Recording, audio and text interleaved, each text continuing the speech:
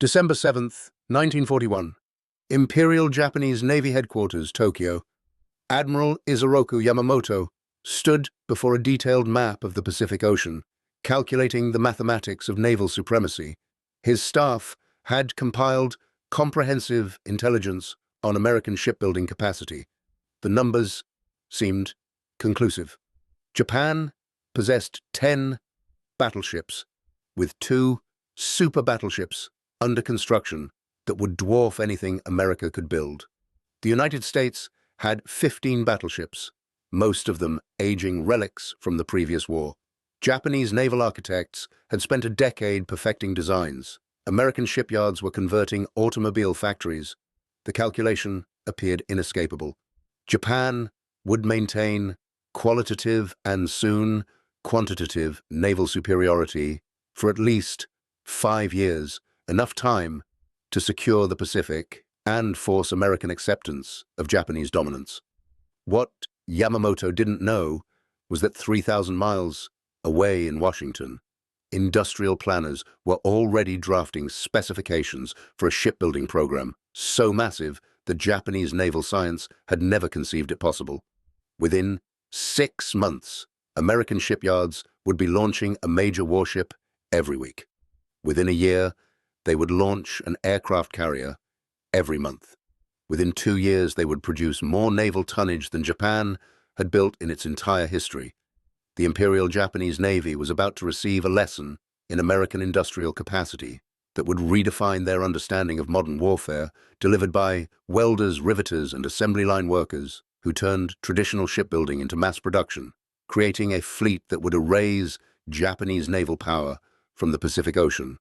If you're enjoying this deep dive into the story, hit the subscribe button and let us know in the comments from where in the world you are watching from today. The Japanese confidence in naval superiority stemmed from 3 decades of careful planning and recent triumphs. The Imperial Japanese Navy had studied under British instruction, adopted British standards, and then surpassed their teachers through obsessive attention to detail and technological innovation. Their battleships represented the pinnacle of naval architecture. The Yamato-class super-battleships, already under construction in 1941, displaced 72,000 tons and carried 18-inch guns, the largest naval rifles ever mounted on a warship. No American battleship could match them. Japanese naval architects calculated that American industrial capacity, while impressive for automobiles and consumer goods, lacked the specialized expertise for capital ship construction. Building a battleship required years of experience, master craftsmen, specialized facilities, and careful quality control. These were things money couldn't simply purchase or speed couldn't accelerate. Vice Admiral Shigeyoshi Inoue, speaking to the Naval General Staff in November 1941, summarized the prevailing view: the Americans build quantity, we build quality. 1 Yamato equals 3 American battleships. They must train crews, develop doctrine, learn from mistakes. This requires time they don't have. By the time their industrial advantage matters, we will control the Pacific. Japanese intelligence meticulously tracked American naval construction programs. In December 1941, the United States had 17 battleships in service, with 6 more under construction. Impressive by European standards, but Japan had carefully analyzed the timeline. American battleship construction averaged 4 years from keel laying to commissioning. The North Carolina class had taken 5 years. The Iowa class, America's newest and most powerful battleships, would take at least 3 years each. Japanese planners calculated that even with maximum effort, America could commission perhaps 12 new battleships by 1945.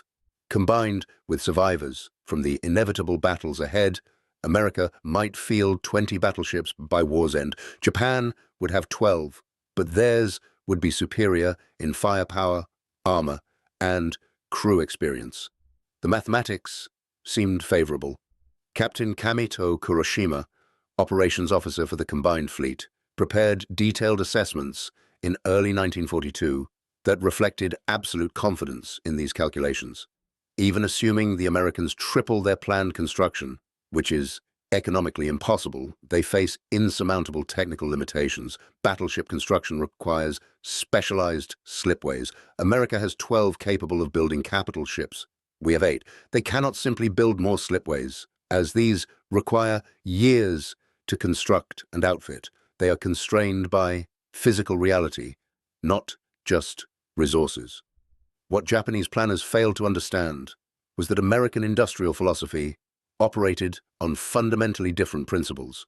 Where Japanese naval architects saw specialized craftsmanship, Americans saw an assembly problem.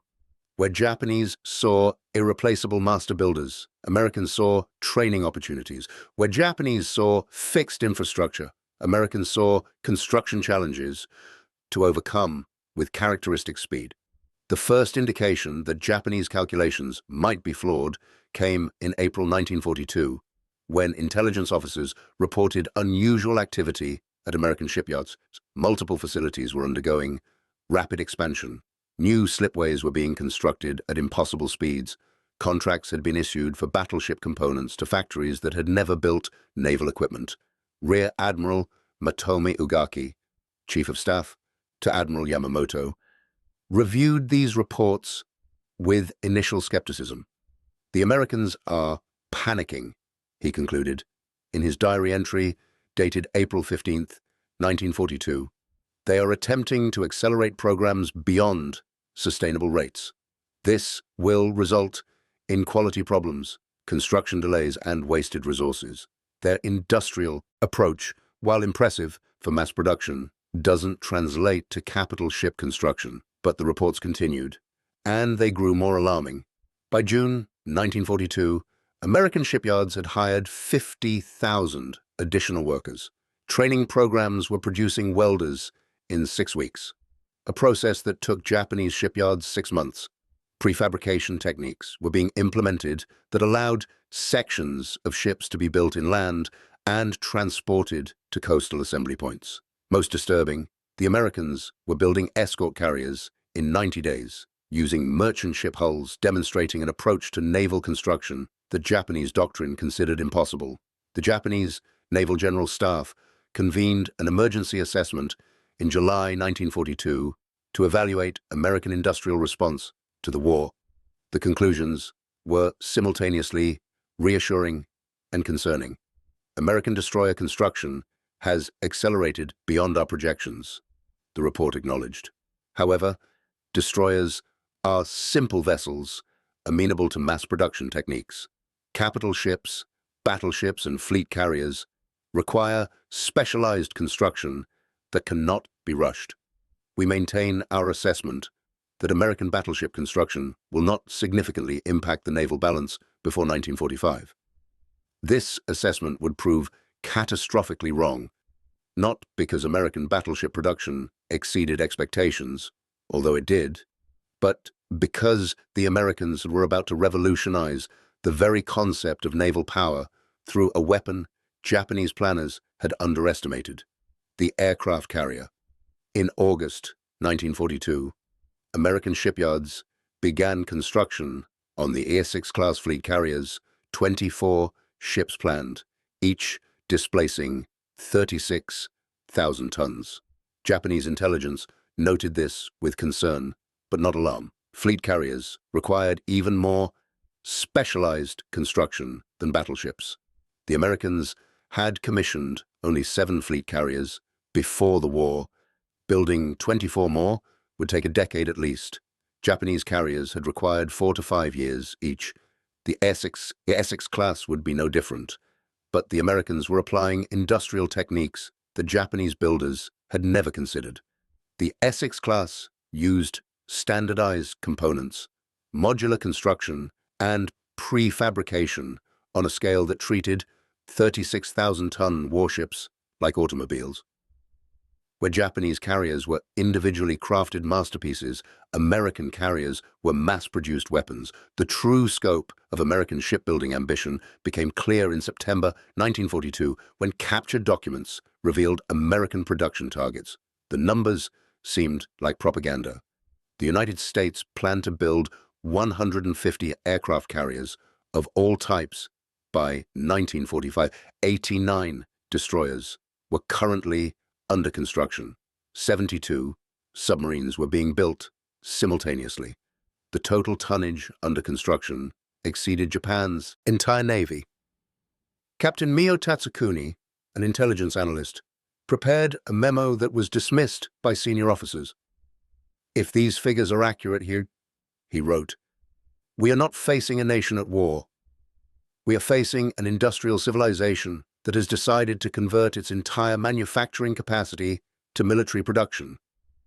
The disparity is not in our favor." His memo was filed and forgotten.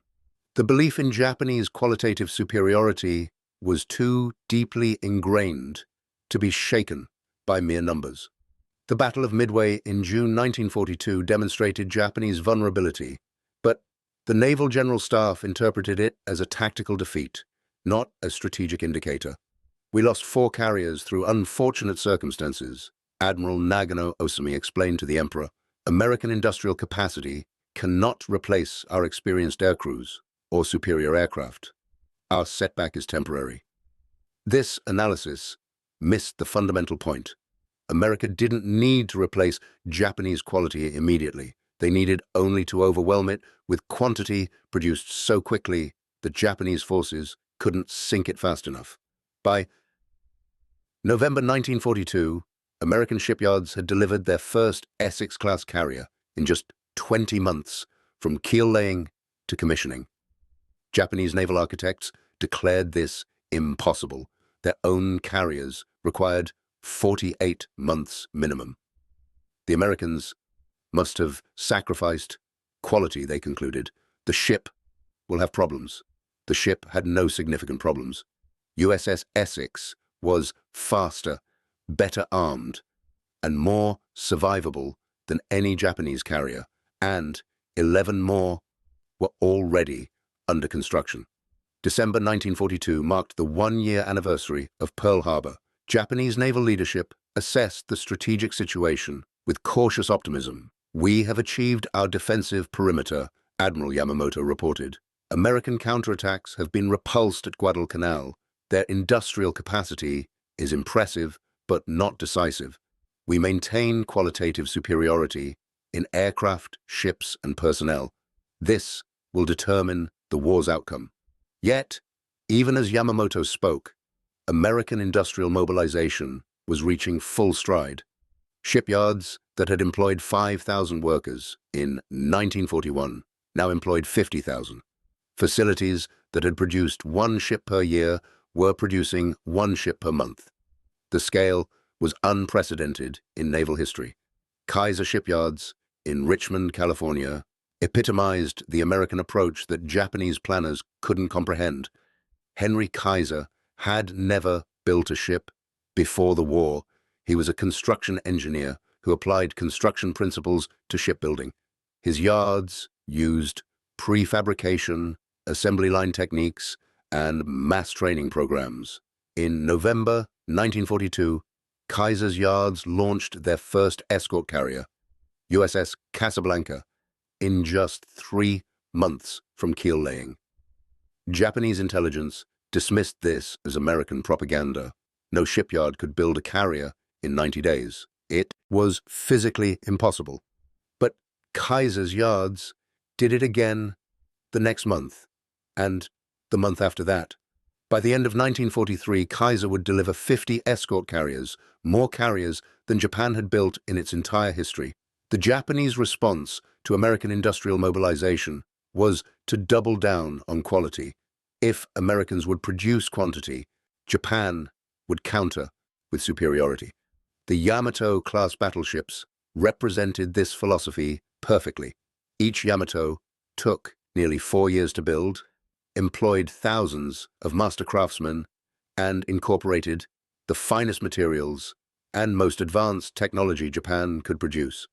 They were magnificent ships, unsurpassed in raw power, but they took 4 years each. In 4 years, American shipyards would produce over 100 carriers, 300 destroyers, and so many auxiliary vessels that the Navy would struggle to crew them all. The qualitative advantage of two super-battleships would be swamped by quantitative disadvantage across every other category. By January 1943, American naval construction had reached rates that made Japanese planners question the intelligence reports. Newport News Shipbuilding had 9 major warships under construction simultaneously. New York Naval Shipyard had 12. Philadelphia Naval Shipyard had 8. Each facility was producing more tonnage monthly than some Japanese shipyards produced annually. Rear Admiral Fukudome Shigeru, chief of the Operations Bureau, ordered a complete reassessment of American industrial capacity. The resulting report, delivered in February 1943, was devastating to Japanese strategic planning. American shipyards currently employ over 1 million workers, the report stated. Construction rates have increased 400% since 1941. Current projections indicate the United States will produce more naval tonnage in 1943 than the Imperial Japanese Navy has accumulated in 50 years. We cannot match this through conventional construction. We must develop alternative strategies. The alternative strategies all involved tactical brilliance, overcoming material disadvantage. Japanese pilots trained for longer hours, emphasizing elite skill development. Naval architects designed more efficient ships that could be built faster. Tacticians developed doctrines that would leverage Japanese advantages in night combat, torpedo warfare, and aggressive attack. All of these efforts were sophisticated, professional, and ultimately insufficient. They were attempting to win through excellence, while Americans won through volume. In March 1943, the Essex-class carrier USS Yorktown was commissioned. 9 months after her sister ship Essex, 2 fleet carriers in 9 months surpassed Japanese construction rates by a factor of 5. The Yorktown was followed by USS Intrepid in April, USS Hornet in May, USS Lexington in June. 4 Essex-class carriers in 4 months represented more fleet carrier tonnage than Japan had commissioned in the past 3 years. Japanese naval officers observing from occupied territories reported the American construction boom with growing alarm. Commander Shimada Koichi, stationed in Shanghai, wrote in a St. Gain 43 to the Naval Ministry, "I have reviewed captured American newspapers and shipping journals. The Americans are not hiding their production figures. They are advertising them. Shipyard workers are celebrated as heroes. Production numbers are printed openly. They want us to know what we face. This is psychological warfare of the most effective kind. They are telling us we cannot win an industrial contest. The evidence suggests they are correct."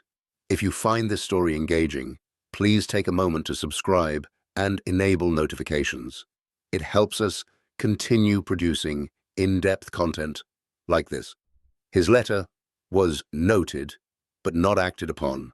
The Japanese military tradition emphasized spirit over material, willpower over industrial output. The Yamato spirit would prevail against American materialism. This belief was sincere, deeply held, and strategically catastrophic.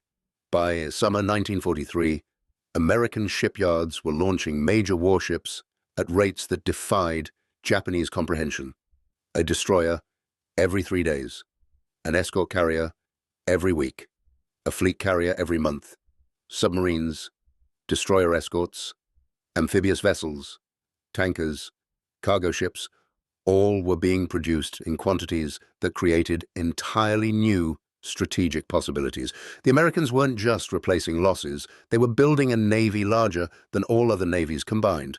The summer of 1943 brought a realization to the Japanese Naval General Staff that would haunt them until surrender. American shipyards weren't just building ships faster than Japan. They were building ships faster than Japan could sink them. The mathematics had become impossibly unfavorable. At the Battle of the Philippine Sea in June 1944, the Imperial Japanese Navy launched Operation Ago, committing 9 carriers and 500 aircraft in a decisive confrontation meant to cripple American naval power. The Americans met them with 15 carriers and over 900 aircraft. The resulting engagement, which American pilots dubbed the Great Marianas Turkey Shoot, destroyed Japanese naval aviation as an effective force. Japan lost 3 carriers and over 600 aircraft. The Americans lost 123 aircraft and 0 carriers. But the numbers after the battle revealed the true strategic situation. Japan had lost 3 carriers and couldn't replace them. America had lost 0 carriers but had 12 more under construction. The disparity wasn't closing. It was widening exponentially. Admiral Ozawa Jisaburo, commanding the Japanese carrier force at Philippine Sea, wrote in his after-action report something that captured the hopelessness of Japan's position. We trained our pilots for 2 years to achieve elite status. The Americans trained theirs for 6 months and overwhelm us with numbers. We build 1 carrier in 3 years, they build 1 carrier per month. We carefully husband our remaining strength.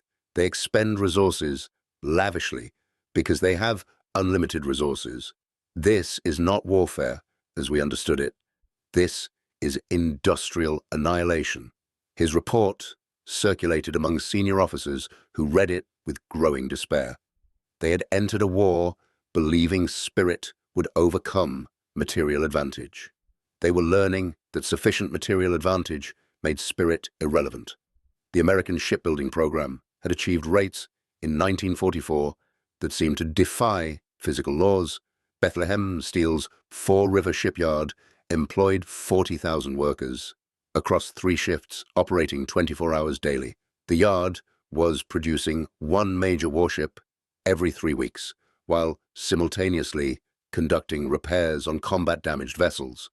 Across America, similar facilities had transformed from peacetime construction to wartime mass production. The results were staggering. By July 1944, the United States Navy had commissioned 17 Essex-class fleet carriers, with 7 more fitting out. The Essex-class alone represented more carrier tonnage than the entire Imperial Japanese Navy possessed of all types combined. And America was simultaneously producing escort carriers at a rate of 4 per month, light carriers, battleships, cruisers, destroyers, submarines, and amphibious vessels in numbers that created entirely new strategic capabilities. Japanese submarine commanders operating near American West Coast ports reported convoys of new warships heading toward the Pacific that seemed endless. Lieutenant Commander Nakagawa Hajime, commanding I-19, transmitted in August 1944 from waters off San Francisco, observed 6 new destroyers departing in convoy. All appeared recently commissioned. This follows observation of 4 carriers departing last week and 8 destroyers the week prior. American shipyard activity, visible from periscope depth, shows 3 more carriers fitting out. Unable to comprehend scale of production, request verification that intelligence estimates are accurate. The intelligence estimates were accurate, and they were horrifying. The United States was producing warships faster than Japanese intelligence could count them. The human dimension of American shipbuilding revealed another advantage Japanese planners hadn't anticipated. Women comprised 30% of shipyard workers by 1944, filling positions Japanese military culture reserved exclusively for men.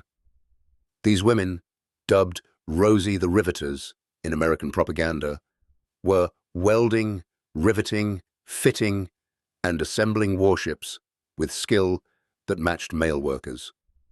Portland's Oregon Shipbuilding Corporation employed 14,000 women who helped produce over 320 vessels during the war.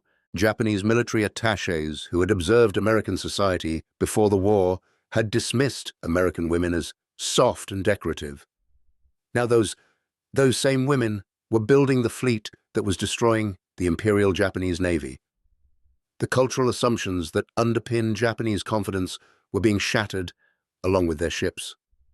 The Battle of Leyte Gulf in October 1944 demonstrated the complete reversal of naval power in the Pacific.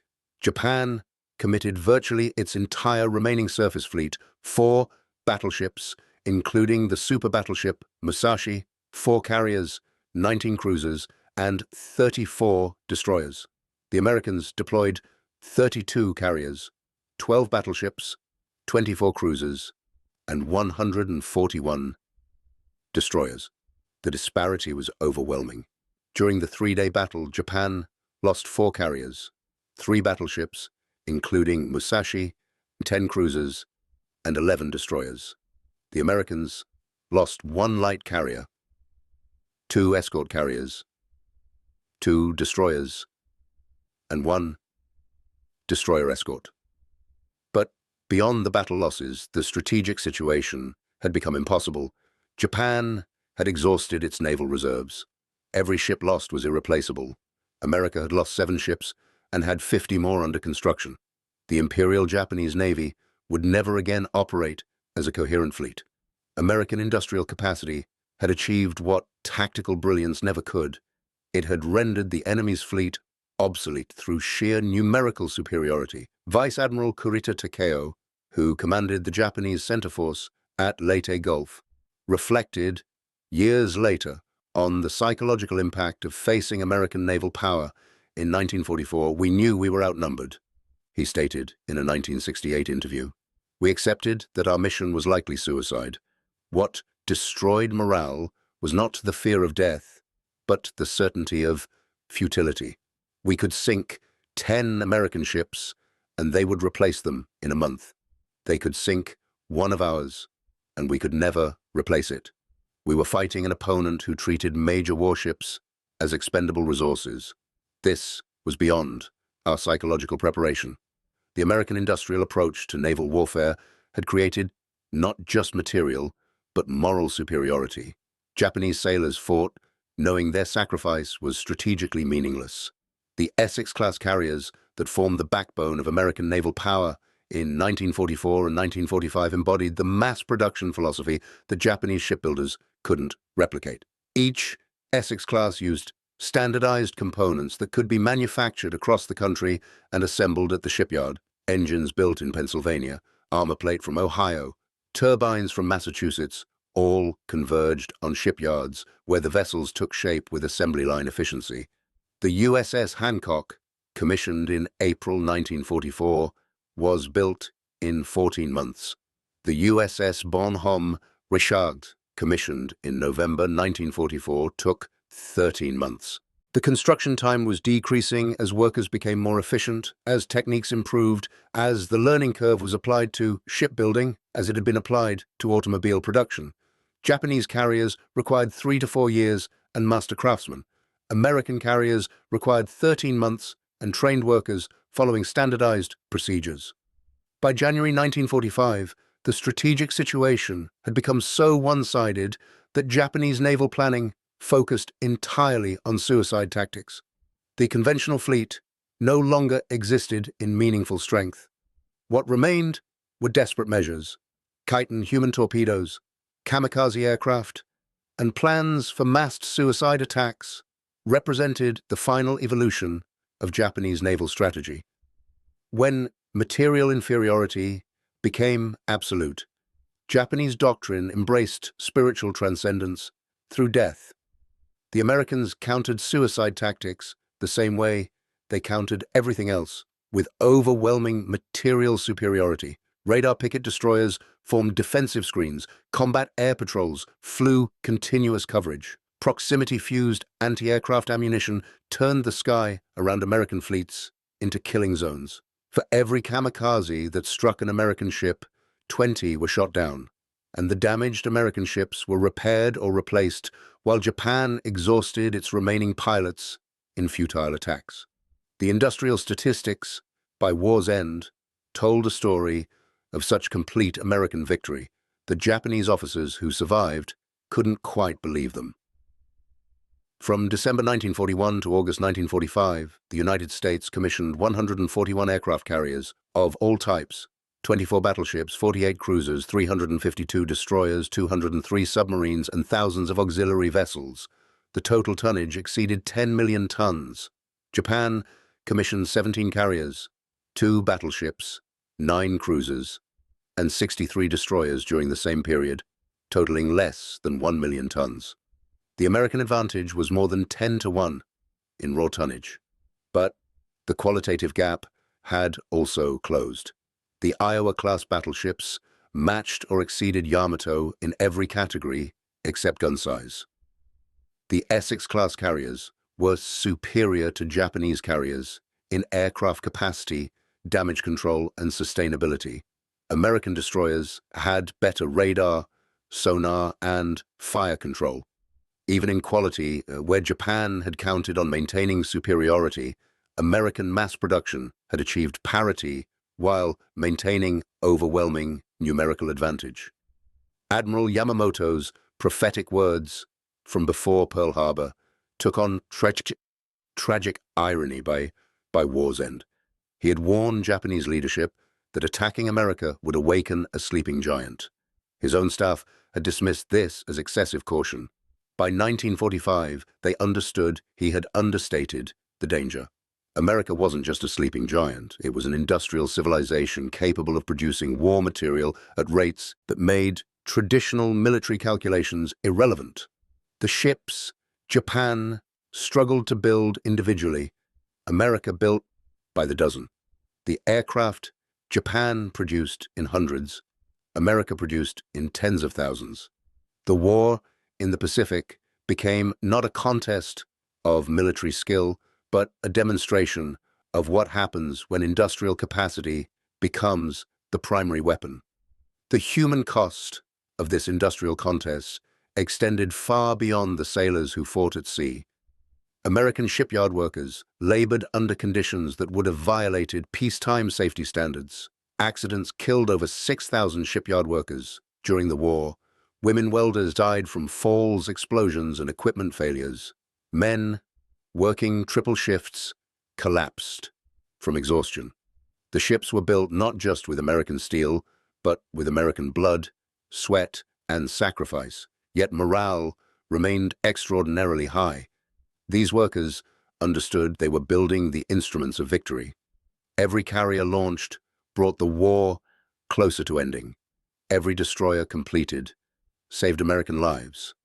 The motivation was personal, immediate, and powerful.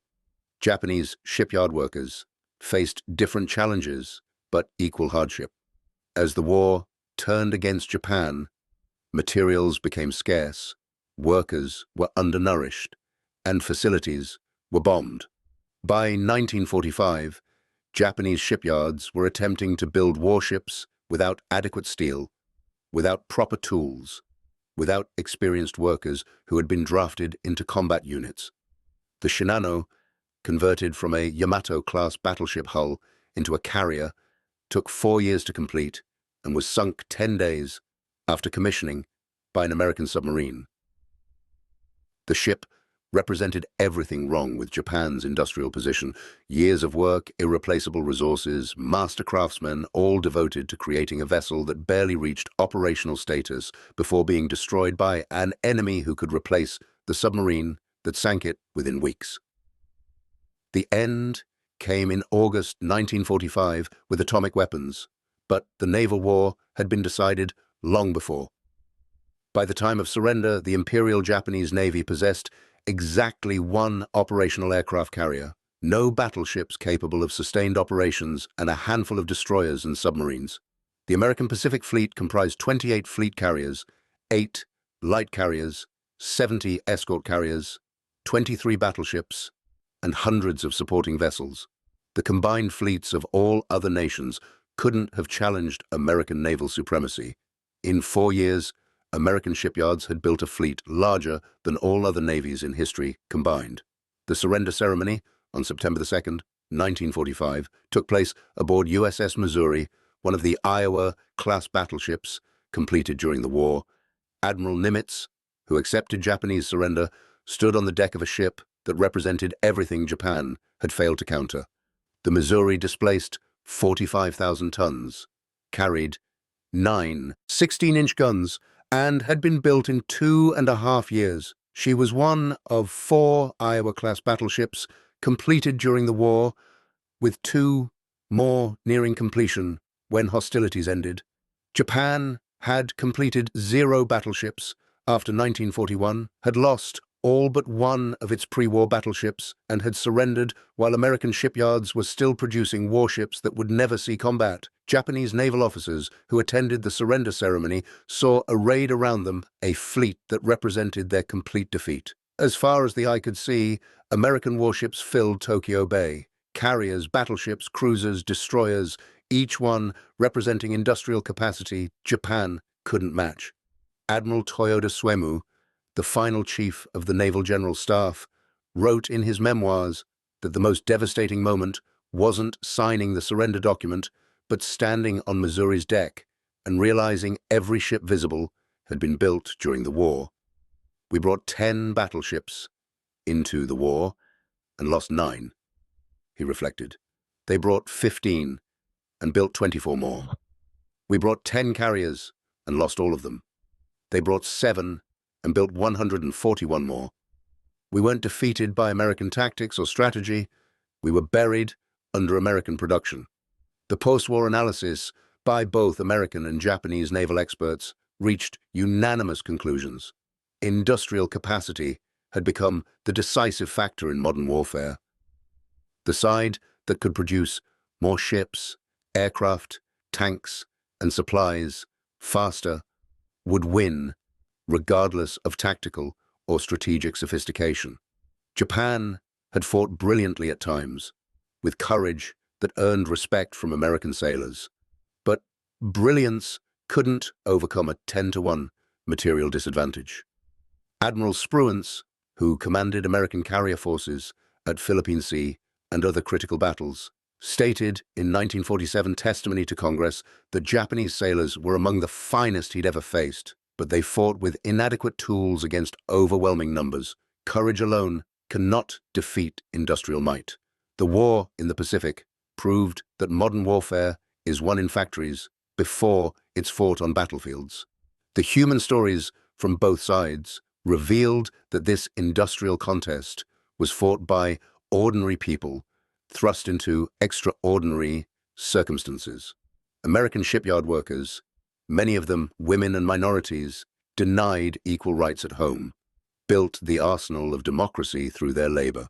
They worked shifts that exhausted them, faced dangers that killed thousands, and persevered because they understood the stakes. Japanese shipyard workers labored under increasingly desperate conditions, building ships with inadequate materials while American bombs fell around them. Both groups consisted of civilians who became warriors in an industrial war where the assembly line was as crucial as the front line. The legacy of this industrial contest shaped the post-war world in ways both sides continue to feel. American naval dominance, established by the shipbuilding programs of World War II, persisted through the Cold War and into the 21st century. The techniques developed to mass-produce warships influenced civilian shipbuilding, manufacturing, and logistics worldwide. The women who built carriers returned home after the war, their contributions largely unrecognized, but they had proven that female workers could match male productivity in even the heaviest industries. This experience contributed to post-war women's rights movements. The African-American workers who built destroyers and submarines had demonstrated their capabilities in the most demanding industrial work, undermining racial theories that denied their competence. For Japan, the defeat by industrial means led to a different post-war path. The nation that had lost the industrial war became an industrial powerhouse in peace. Japanese manufacturing, which couldn't match American warship production, became synonymous with quality automobiles, electronics, and machinery. The lessons learned from defeat were transformed into competitive advantages in civilian production. The emphasis on efficiency, quality control, and continuous improvement that characterized Japanese shipbuilding, inadequate as it was for wartime production, became foundational principles of post-war Japanese industry. The defeat taught Japan that industrial competition was inevitable in the modern world, but it could be waged in civilian markets rather than military contests. The final accounting of the Pacific Naval War revealed numbers that still stagger historians. America produced more naval tonnage from 1941 to 1945 than had been produced by all nations in all previous wars combined. The scale was unprecedented and has never been matched. Modern naval construction, constrained by cost and complexity, produces vessels over decades that World War II America produced in months. The industrial mobilization that won the Pacific War represented a unique moment when an entire nation converted its economy to military production and achieved results that redefined what was considered possible. The men who commanded both fleets understood by war's end that they had participated in a revolution in warfare. Admiral Yamamoto, who died in 1943 before seeing the full scope of American production, had predicted this outcome. His warnings before Pearl Harbor that Japan could run wild for 6 months to a year but would face disaster afterward proved tragically accurate. His successors learned what he had known, that attacking a nation with 10 times your industrial capacity, regardless of initial tactical success, leads inevitably to defeat. The lesson was purchased with the lives of hundreds of thousands of Japanese sailors, soldiers, and civilians who fought courageously in a war their leadership should never have started. American sailors who served aboard the carriers, battleships, and destroyers that won the Pacific War understood that their victories came from advantages their opponents couldn't match. They had better ships, better training, more supplies, and the confidence that comes from knowing that losses could be replaced while enemy losses were permanent. This wasn't arrogance, but recognition of reality. The industrial base that supported them was so vast that individual ships, however impressive, were ultimately expendable. When USS Hornet was sunk at Santa Cruz Islands in October 1942, a new Hornet was already under construction and would be commissioned 8 months later. When Japan lost carriers, they lost them forever. The true measure of American industrial victory wasn't just the ships built, but the speed of construction improvement. The first Essex-class carrier took 20 months. The last took 13 months. The construction time decreased 40% through experience, innovation, and continuous improvement. Japanese construction times increased as materials became scarce, workers were drafted, and facilities were damaged. The learning curves moved in opposite directions, accelerating American advantages while compounding Japanese disadvantages. By war's end, America was building better ships faster, while Japan struggled to maintain production of inferior vessels. The surrender of Japan in August 1945 ended the most extensive naval construction program in history. American shipyards immediately began canceling contracts, laying off workers, and returning to civilian production. Dozens of warships under construction were scrapped on the ways, never to be completed. The industrial machine that had produced history's greatest fleet was dismantled as quickly as it had been created, but its impact endured. The ships built from 1941 to 1945 formed the backbone of American naval power for decades. Essex-class carriers served through the Korean War, Vietnam War, and into the 1970s. Iowa-class battleships were reactivated as late as the 1980s. The vessels built to defeat Japan outlasted the empire they had helped destroy. Today, one ship remains as a memorial to both the industrial achievement and human cost of the Pacific Naval War. USS Missouri, where Japan surrendered, rests in Pearl Harbor as a museum ship, moored near the U.S. Arizona Memorial. The juxtaposition is deliberate and profound. Arizona represents the beginning of America's Pacific War, sunk during the attack that started the conflict. Missouri represents the end, the floating platform where Japanese surrender formalized American victory. Between these two ships lies the story of industrial transformation, of a nation that converted its automobile factories into shipyards and its civilian workforce into the builders of the greatest fleet in history. The victory wasn't achieved by brilliant admirals or brave sailors alone, though both contributed. It was achieved by welders and riveters, by engineers and planners, by ordinary Americans who built ships faster than an enemy could sink them, who proved that in modern war, industrial capacity determines destiny. Thank you for watching. For more detailed historical breakdowns, check out the other videos on your screen now, and don't forget to subscribe.